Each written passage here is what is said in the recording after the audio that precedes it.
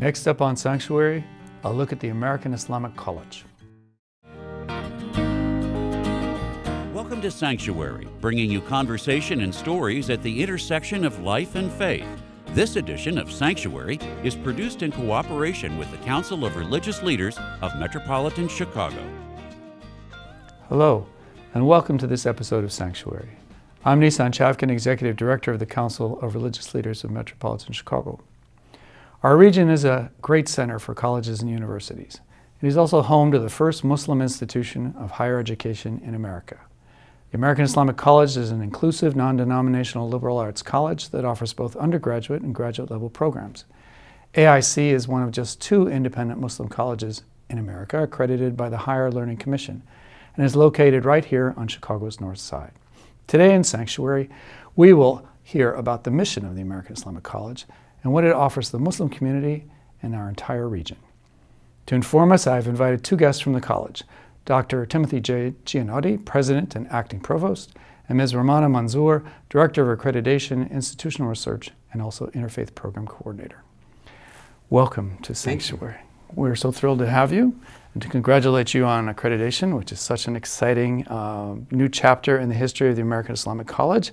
And so perhaps if we can begin, either one of you, let us start with the American Islamic College. How did it get here? When did it start? And why is it here in Chicago? Who wants to start?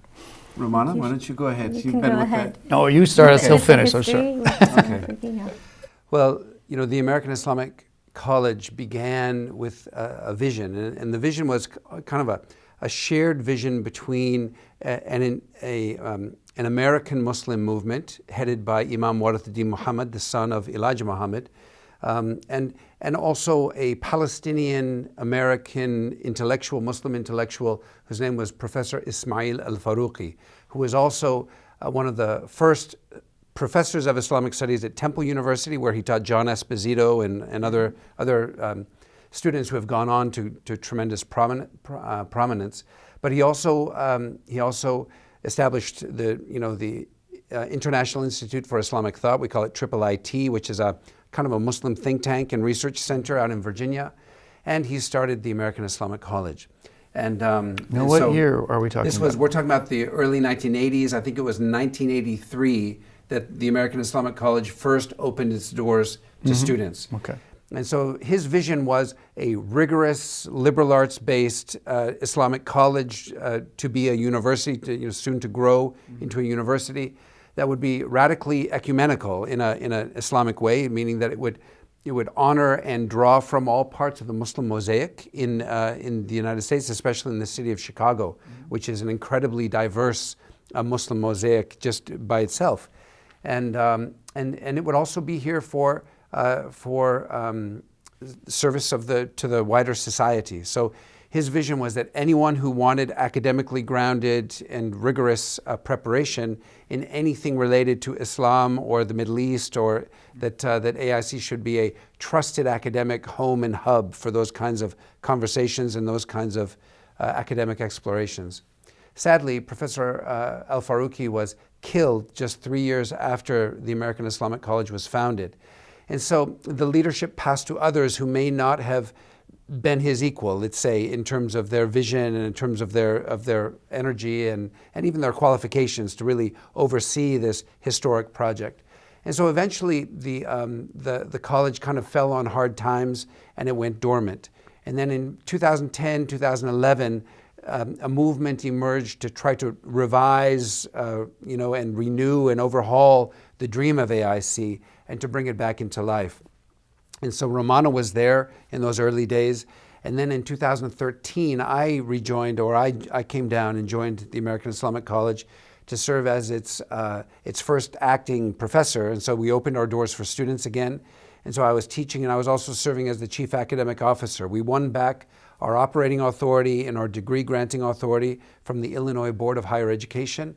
And then we also started the long and arduous and expensive process with the Higher Learning Commission, and it was a 10-year process to qualify for full academic accreditation with the Higher Learning Commission. So that's what you have just finished now. And that's correct? just what we've reaped the results of that now, and so we've just this past February, we were just awarded our full academic accreditation from the Higher Learning Commission. That's tremendous. And so, Romana, you have been here through this whole process and lived to tell about it. Congratulations. Oh, thank you so much. As we look at the mission of this revitalized institution, how would you frame it to add to what the president has offered here? Yeah, definitely. So the college is a traditional liberal arts college with an Islamic framework. And so the Islamic tradition really kind of informs its mission, its values, and like other faith-based institutions, a lot of those values are recognizable. So things like civic engagement, service, giving back to the community. Those are all part and pieces of our framework. The liberal arts component, you see that in the Bachelor of Arts program in Islamic Studies, where we have a 2-year sequence of the total 4-year program that are dedicated to general education studies, so biology, economics, English composition, etc. But the unique, I think, piece for AIC and kind of the larger mosaic, we have many universities in Chicago.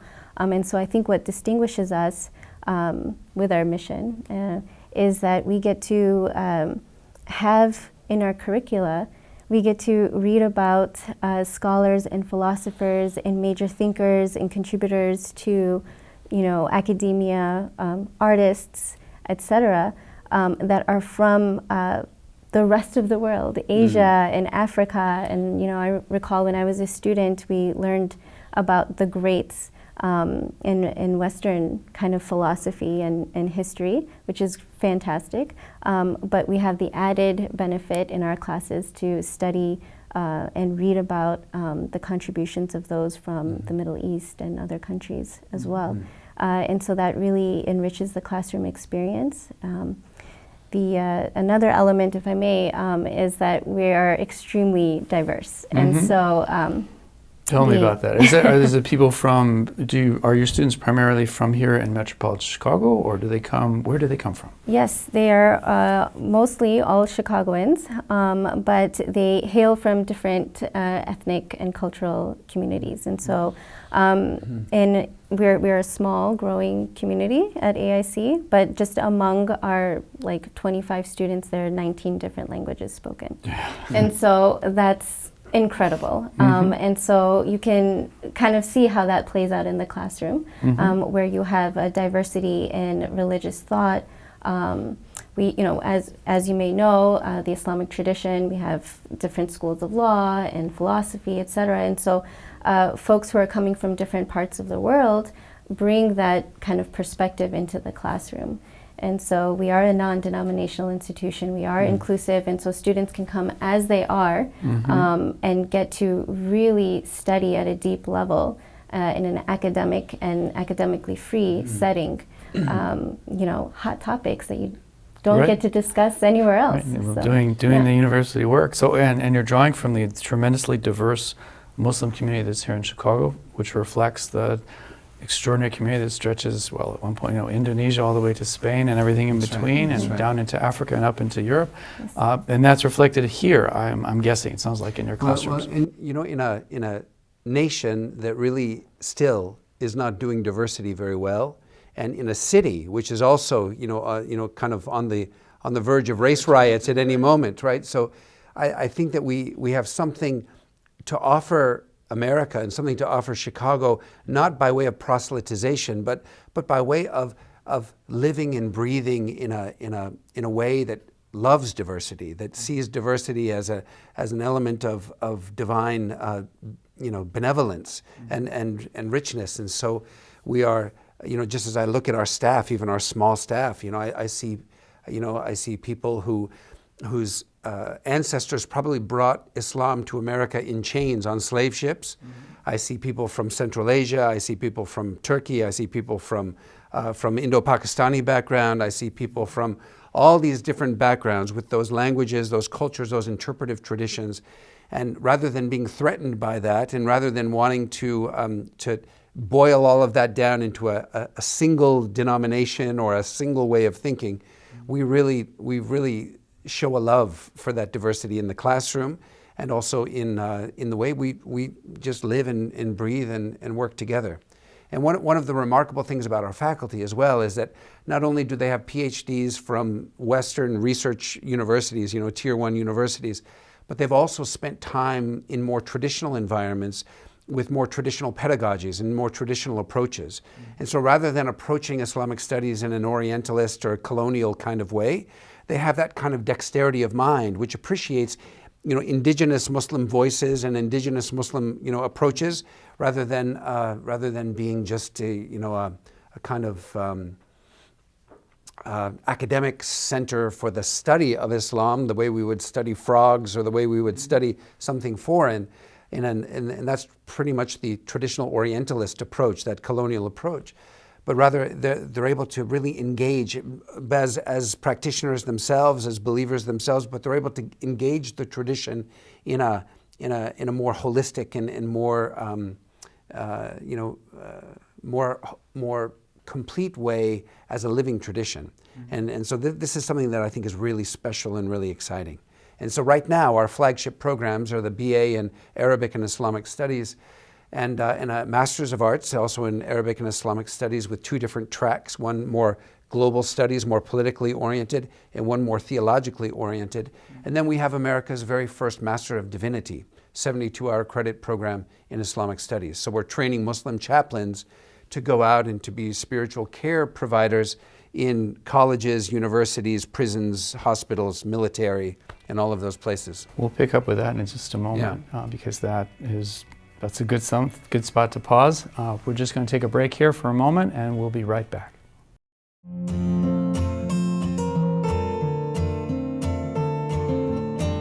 Metropolitan Chicago is one of the most religiously diverse areas in the world, and for more than a half-century, Sanctuary has reported and reflected on our faith-filled community. Sanctuary tells stories of faith from both inside our houses of worship to the streets and neighborhoods where faith is acted out every day with acts of kindness and concern. From food pantries to peace initiatives, from worship services to servicing the poor, Sanctuary has a proud history of reporting on the goodness that flows from our faith traditions. Watch Sanctuary every Sunday at 12 noon.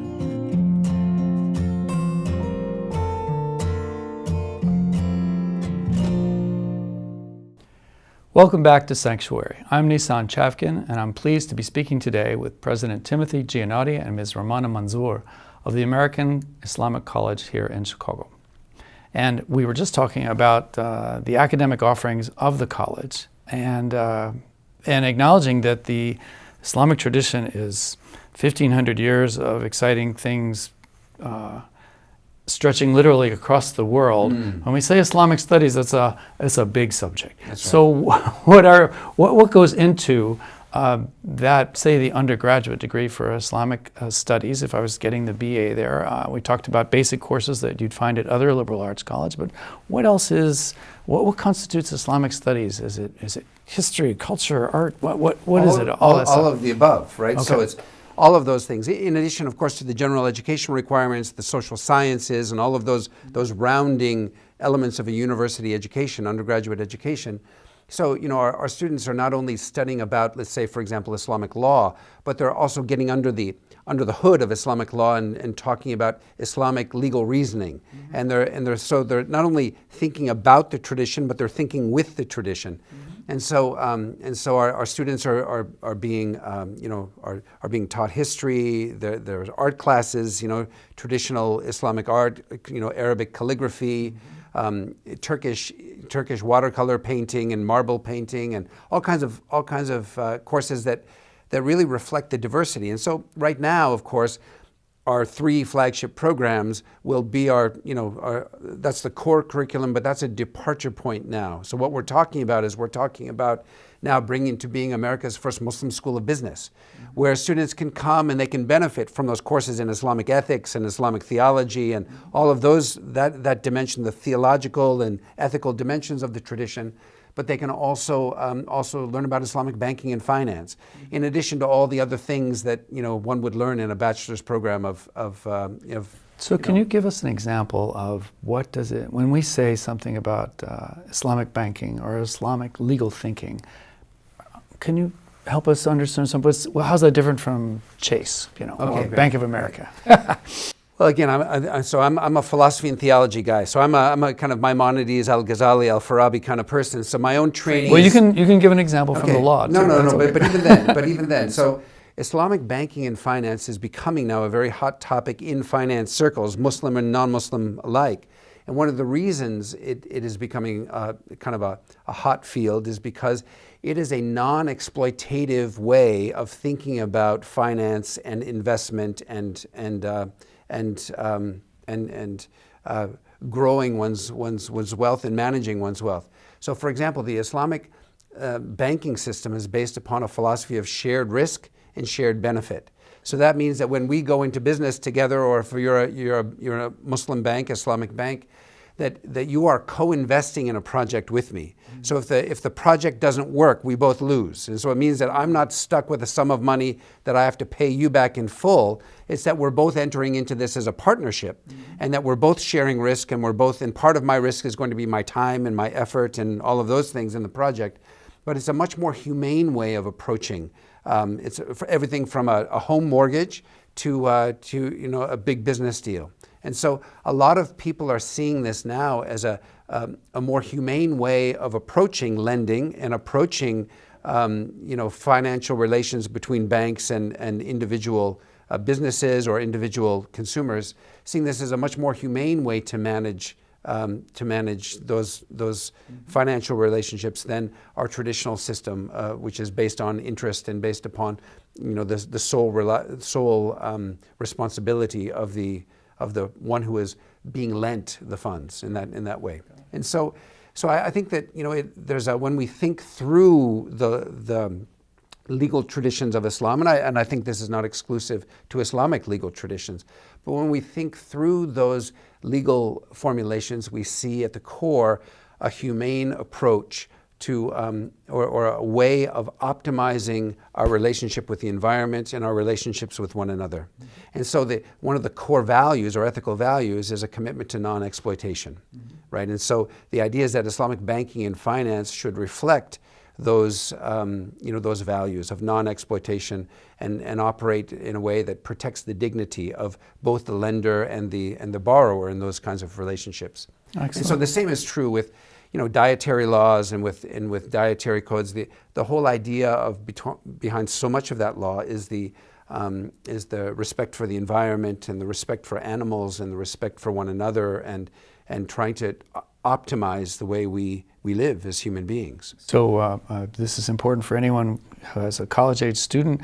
How's the dining room at American Islamic College? Do you have your own dining space there? Not right now. The city of Chicago is our dining space right now. Well, it's a very fine institution. Yeah, because we're an urban institution, and so right now our commercial kitchen is not being used. And as you know, we're in the process of relocating to another part of Chicago. But certainly as that vision of the new campus emerges, there's going to be a place for organic and fair trade coffee, of course, which is a quintessentially Muslim kind of drink, and as well as good food and food that reflects the wondrous diversity of the Muslim mosaic here in Chicago and beyond. Cool. Yeah. And I understand, Romana, that you are also the head of the Interfaith activities associated with the college. What's that about? What's the outreach? What are you doing? Yeah, well, since the college was established, it really has had a legacy of interfaith relations. It's done a lot of work with the Archdiocese of Chicago and local churches and synagogues up in Uptown. Dr. Ghulam Haider Asi, who was one of the first faculty in the initial iteration of the college, really cemented those, and he was a student of Ismail al-Faruqi as well. So it's built into who we are. It is a part of our mission and vision, and so the interfaith activities have continued. And so right now, what that looks like is we partner with mostly educational institutions, seminaries, and liberal arts colleges. And we do acts of service, we have dialogue lunches, conferences, those sorts of activities. And we've also just recently established a new center. It's called the Hassan Institute for Interfaith Encounter. And that is really kind of encapsulating through programming and through fellowships and internships this idea of an encounter that one has that is transformative. And it also builds in kind of that experiential learning piece, so that we're looking at the student as a whole, not just cultivating the mind, but also the spirit and the heart. And so you know, through that center, we'll also be establishing internships that focus on interfaith relations and. Tremendous. Yeah. It sounds like the chaplaincy program that you mentioned earlier, President, is kind of a natural extension of that, because that's such a, at once a distinct to a faith, and yet also needing to serve people of every faith and sometimes no faith. So, That's right. So what goes into that program? Because that sounds pretty cool too. Yeah. I mean, it's all cool, and it's just we're now at a new beginning point. So now with accreditation under our belts, and we've matriculated many students, and so it's not that prior to accreditation our degrees were not honored or respected. So our undergraduates were accepted into graduate school, and our graduate students all received excellent placements. In fact, now the head Muslim chaplain at the University of Chicago is one of our graduates. He did his Master's of Arts and also his Master's of Divinity with us, and he's now the University of Chicago's chaplain. And we had UC students, divinity students, applying for that same job. And but now with accreditation, I think that we're kind of in a new place where now we can begin finally to start diversifying programs and growing programs. And the one thing I'll say just about the interfaith work too is that there are too many places where we do interfaith dialogue, the rabbi and the imam, you tell me what's good about your religion, I tell you what's good about mine, we eat some falafel, and then we go home untransformed. Right. Yeah. And so the Hassan Institute for Interfaith Encounter, named after one of Chicago's pioneer, Muslim couples, Zia and Shakila Hassan, who dedicated their whole lives to that kind of encounter, that transformative encounter, and building those bridges.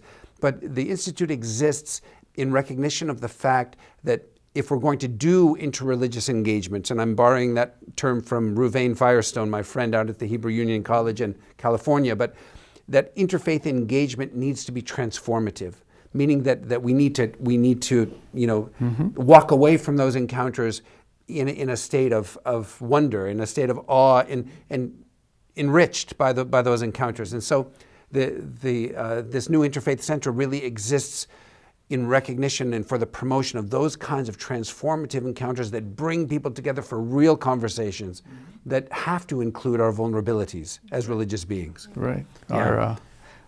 Perhaps that we don't have every answer, or someone answers the same important question in a slightly different way. Yeah. And what that might mean for me as well as for them and all of us living here in the city together. Yeah. Tremendous. So we've got about just a little time to wrap up. Sorry. To just say, you mentioned a new campus, you mentioned expansion. Just give us a quick sort of a 90-second of what we're looking at down the pike. Okay, well, the castle on the hill, right? The castle on the hill includes a business school, as I said, a school of education, graduate programs in spiritually integrated psychotherapy, things that, disciplines that will bring benefit to the city and to the nation. And of course, Arabic does not encompass the entirety of Islamic endeavor. So we need to have a chair of Urdu. We need to have a chair of Farsi. We should really have a chair of Turkish language, literature, and thought. And we need to grow this into a university that truly reflects and refracts all of this wondrous light that is coming from so many different directions in a global Muslim community that we celebrate and that we believe has something valuable to offer the United States and something medicinal in the world. That's right. And of course, we're doing this at a time when religion is often misused and misrepresented in a way that advances certain kinds of political interests and objectives that I think are contrary maybe to what these religions were supposed to bring into being in the first place. So stressing those things that religion can use to uplift our spirits and right. align us more with why we're here. And so we're driven by a sense of urgency. The world needs this. And I think that you know, the time for the American Islamic College, by God's grace, is finally here. It is now, and Chicago will benefit too. Yeah. Thank you so very much. I want to thank our guests, Dr. Timothy J. Gianotti and Ms. Romana Manzoor of the American Islamic College, for joining me here today. You can learn more about AIC at the web address you can see on your screen. Our thanks as well to all of you for tuning in to this episode of Sanctuary. And until next time, we wish you good health and peace.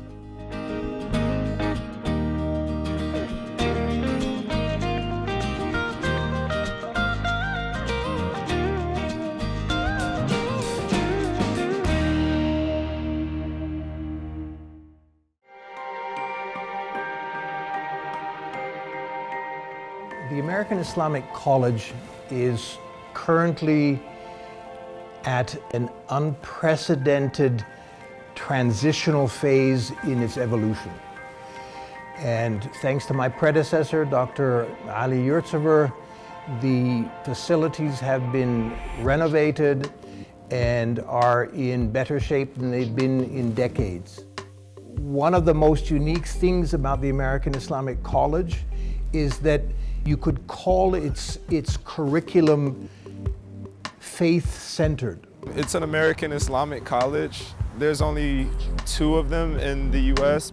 You wouldn't be able to find the courses that you get here unless you were to go abroad, study abroad. So to have that luxury to just come here in my city, that's a great experience. You're coming here to learn about Islam. And it's not just that, everyone's very close with one another. You're close with your professors, you're close with everyone. We're a small community, but we're a family. One of my favorite classes I took last semester was prophetic biography. It was a very, very intense course. Also, it was a very knowledgeable course. I truly loved it and I learned a lot. I am from Eastern Europe and I have Christian background. So my family is Christian and whatever I do is my choice. And I always felt that this school is just opening my mind and opening me to like different culture and different religion without like forcing anything on me. When people ask me about AIC, I tell them that I'm so lucky to be a part of this institution, to be part of the family of AIC, and to have an access to education that AIC has to offer. In a world where there's so much confusion regarding Islam and maybe the violence that's on the rise all over the world and what have you, here's a unique organization that caters to cultural diversification. It tends to broaden and improve one's perspective and understanding of Islam in general. It's in the heart of a world-class city. It serves a broad group, a spectrum of Muslims from all over the world. And it's a unique opportunity to gain the best of what America has to offer and what Islam has to offer.